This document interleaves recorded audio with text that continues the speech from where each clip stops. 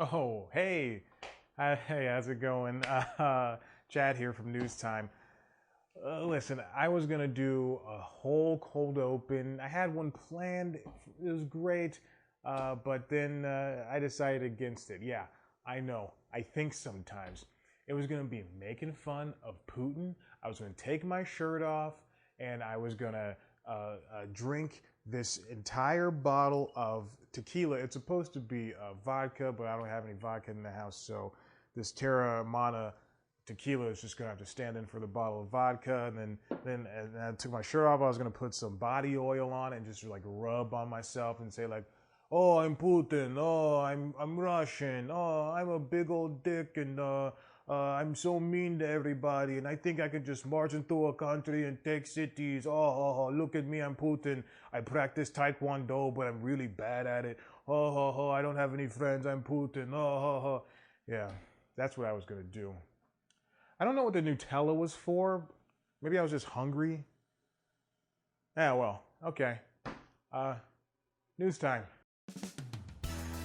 It's news time.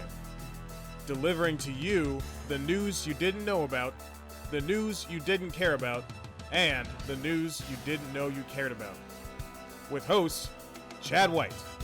Now, here's that host, Chad White.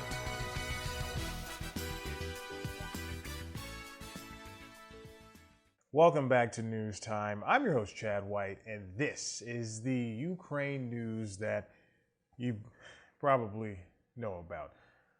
So let's just get this out of the way. There is a war going on in Ukraine, started by that rascally bastard Vladimir Putin. God, I hope he doesn't see this. And as I speak, I get New York Times and Wall Street Journal notifications sent to me talking about that war that's going on over there. As you can see, if you even follow just a little bit of the news, it's spread out onto the social media networks and even into the entertainment industry, if you can't believe it. I gotta stop slapping my skin because it's gonna make noise in the track. There, I just did it again. So let's just go over what has been going on, not in the war, because this isn't that type of show, but in the surrounding world about it, in the entertainment industry going on. So first things first, FIFA sets penalties without sanctions. The FIFA league, not the FIFA game, said that they would ban Russian teams from playing. They said that they were going to put penalties for Russia, but there's no ban just yet. The ban actually came from EA, who said they were banning Russian teams from the FIFA games. So FIFA has said that this is now. I don't know if this has been updated or anything, but this was as of Sunday. Actually, this is the story that spurned this entire episode.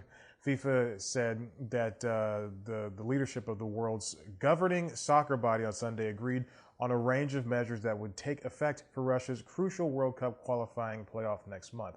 But the proposals, a ban on Russia's name, flag, and anthem, and a neutral site for the games, do not include an all-out ban for Russia's teams.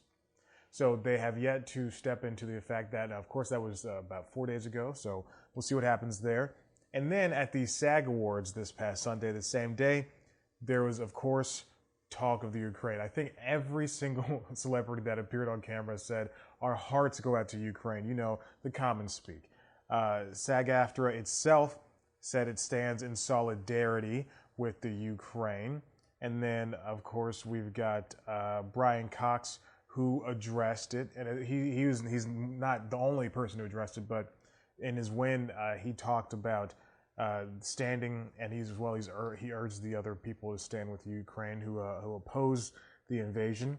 And Leslie Odom Jr. even started the whole night by saying that everybody stood with Ukraine.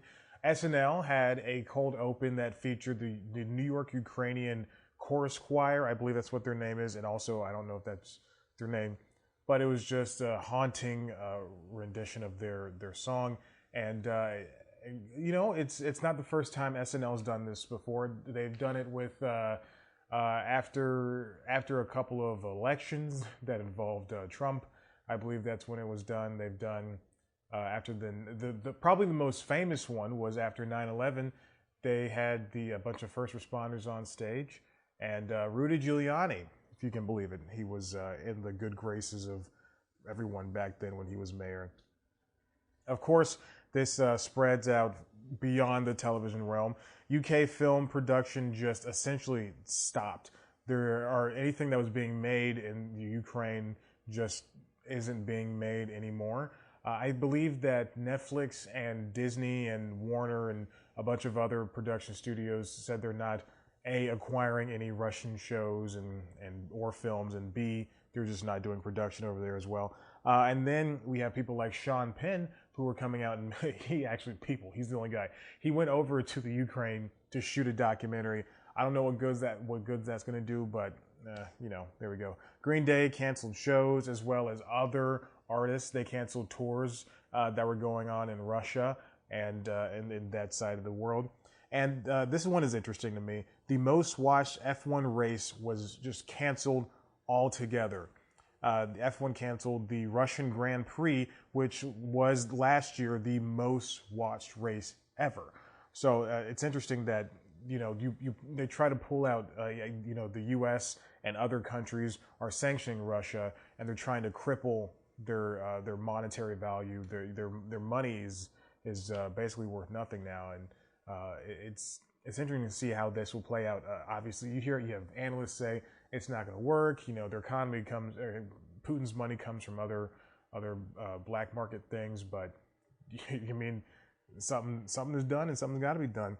Now, of course, we've got pretty much, unlike the Olympics, pretty much every outlet has somebody covering this. I think CNN is now doing 23 hours a day collectively, just based on Ukraine coverage.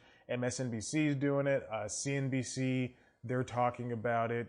I don't know about Good Morning Football. I watched them this morning. They're definitely talking about report cards, but the reporters are in harm's way. Of course, for example, we've got 2 Daily Beast reporters were shot in Ukraine as their vehicle was sprayed with gunfire. We've got CNN reporters getting hurt. We've got people from NPR, PBS, all types of reporters over there, and they're putting their lives at risk in order to tell the right story. Speaking of stories, Twitter and Facebook are now, and Reddit even, and every other, and Snapchat and every other social site out there, they're trying to stop the spread of misinformation. They're blocking groups and people who are spreading it, and then they're also stopping ad sales over in Russia, or stopping showing ads completely. In Snapchat's case, I believe everybody else is doing the same thing, but Snapchat in particular stopped doing ads in the Ukraine, and so that they can. From what I can assume, is that so people can stay up to date with the right information. And then we've also got Russian YouTube channels, for instance, losing monetization, and anything Russian linked would be losing monetization. The Ukrainian Film Academy calls for ban of Russian films, and then media groups over in the Ukraine decided to join together for what they're calling United News and urge the world to turn off Russian channels. Now, this is essentially one of the first times that all of competing news outlets. That's like CNN and MSNBC and Fox News. That's like all of them coming together and saying we need to do a story against Trump, which would never happen. But including Ukraine, TV channels are now showing back-to-back news coverage, and they're turning off commercial advertising. Now, that was last week. I don't know if that's still going on, but obviously it could be. So you see that the war in Ukraine over Ukraine is really spreading out into all aspects of life and all aspects of the entertainment industry, from video games to movies, television, film, radio, podcasting, just social, you name it. Everything's being affected, and this was going to go on for some time. If things keep going this way, we're all going to be paying attention for a while. So there you go. No, it's not the funny stories you wanted, the jokes you wanted, but hey, listen, that's news time. But you can find other things by subscribing and checking out one of our other videos. Of course, you can head to the website cpluscomedy.com, where there are way better stories, way funnier stories to keep you in your high spirits. You can follow us on Twitter and Instagram at C Plus Comedy. Follow me on Twitter and Instagram at Chad Black White. Like us on Facebook. Listen to the Constitutionals podcast wherever you get your podcasts. And I guess the only thing to say here is fuck Putin.